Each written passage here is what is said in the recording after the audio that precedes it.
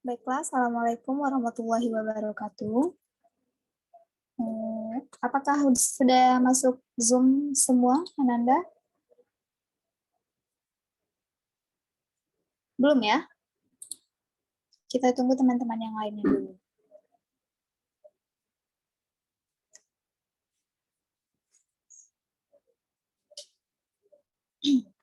Baik, Ibu cek kehadirannya ya.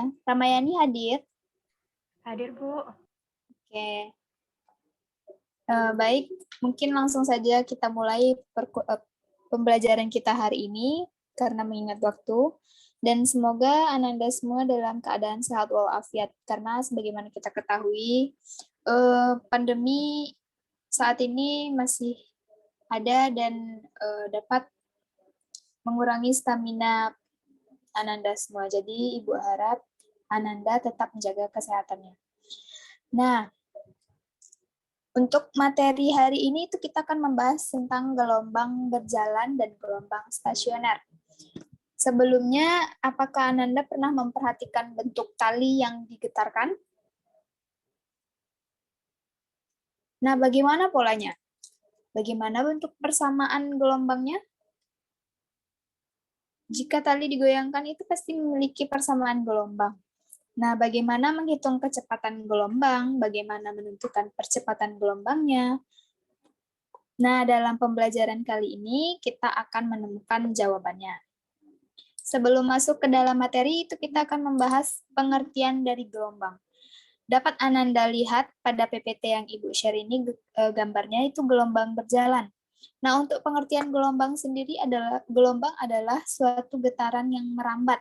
Nah, dalam perambatannya itu gelombang membawa energi. Dengan kata lain, gelombang merupakan getaran yang merambat dan getaran sendiri merupakan sumber gelombang itu sendiri. Nah, jadi gelombang adalah getaran yang merambat dan gelombang yang bergerak akan merambatkan energi atau tenaga. Kita masuk kepada gelombang berjalan, di mana gelombang berjalan itu sendiri adalah gelombang yang amplitudo dan fasenya sama di setiap titik yang dilalui gelombang tersebut.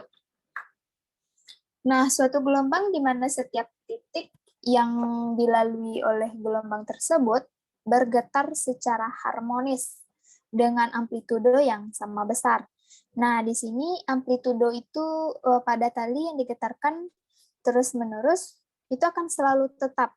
Oleh karenanya, gelombang yang memiliki amplitudo yang tetap setiap saat disebut gelombang berjalan. Jangan sampai salah arti dengan kata gelombang dengan gelombang berjalan ya Ananda. Ini lebih dipahami lagi dalam buku paketnya itu ada juga tuh penjelasannya, nanti dicatat ya Ananda. Nah, itu masuk ke dalam persamaan gelombang berjalan. Nah, gelombang adalah getaran yang berpindah tempat tadi ya. Nah, misalnya dari titik 0 melakukan getaran harmonik dengan frekuensi F dan simpangan terjauhnya A. Nah, dari itu tuh diperolehlah persamaan Y, di mana Y itu sama dengan A dikali sin omega T. Nah, jika getaran harmonik tersebut kemudian berjalan atau yang disebut dengan gelombang berjalan tadi, dari titik 0 sejauh X menuju titik P dengan cepat rambat gelombang V, maka waktu yang diperlukan getaran untuk sampai ke titik P adalah rumusnya T aksen sama dengan X per V. X itu di mana tadi itu jaraknya ya, kalau V-nya itu kecepatan atau cepat rambat gelombangnya. Nah, jika P ini bergetar lagi, T aksen sekonnya setelah 0, maka jika 0 sudah bergetar selama T sekon, P itu telah bergetar selama T dikurang T aksen sekon. Dengan demikian, persamaan gelombang berjalan pada titik P itu dapat kita lihat pada slide, yaitu Y sama dengan plus minus A sin 2 Pi dikali dengan T kecil per T besar plus minus X per lambda. Ini ada 3 nih persamaannya, nanti Anda catat dalam buku catatannya. Nah, untuk keterangan rumusnya bisa Anda lihat juga. Nanti tolong dicatat dan dilengkapi ke dalam catatannya. Kemudian dalam gelombang berjalan itu ada persamaan kecepatan. Dalam gelombang berjalan itu ada kecepatannya, Nanda. Nah, ini rumus-rumusnya. Cara mencari kecepatan tersebut. Nah, nanti salin saja yang dalam kolom biru ini. Nah, nanti bagaimana jika Ananda ditanya kecepatan maksimum? Maka Ananda tinggal ambil variabel sebelum cos, yaitu AW. Sehingga rumus kecepatan maksimumnya Vm sama dengan AW. Nah, V itu adalah kecepatannya, dan untuk Y itu simpangan gelombang. Selanjutnya, jika ada kecepatan, tentu saja dalam gelombang ini ada persamaan percepatannya. Nah, ini dapat Ananda lihat persamaan percepatannya, sehingga diperolehlah persamaan gelombangnya seperti yang dalam kotak biru ini ya. Nanti dalam kotak biru ini aja yang disalin. Nah, dari persamaan di atas, Ananda pasti dapat menemukan percepatan maksimum gelombang berjalan. Sama halnya seperti kecepatan tadi, tinggal saja A sama dengan AW kuadrat, yang sin WT dikurang KX ini dihilangkan. Itu untuk cara mencari percepatan maksimumnya. Selanjutnya, dari rumus yang tadi, coba Ananda kerjakan latihan soal ini. Kemudian kirim ke Ibu melalui WA Group. Sekali lagi,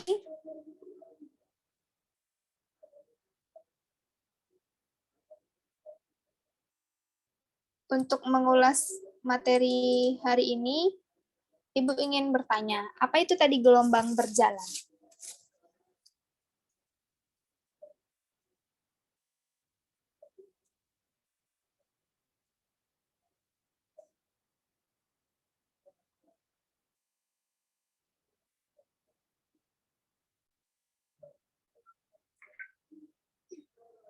Nah, untuk perlu diingat Ananda, gelombang berjalan itu adalah gelombang yang amplitudo dan fasenya sama di setiap titik yang dilalui gelombang. Jadi gelombang berjalan itu memiliki amplitudo dan fasenya sama di setiap titik gelombangnya itu ya. Jangan sampai lupa dan terbalik. Nanti ada pembahasannya itu tentang gelombang stasioner. Gelombang stasioner itu berbeda lagi dengan gelombang berjalan. Jadi Ananda harus paham apa yang disebut dengan gelombang berjalan ini. Kemudian pengertian gelombang Ananda jangan lupa juga ya.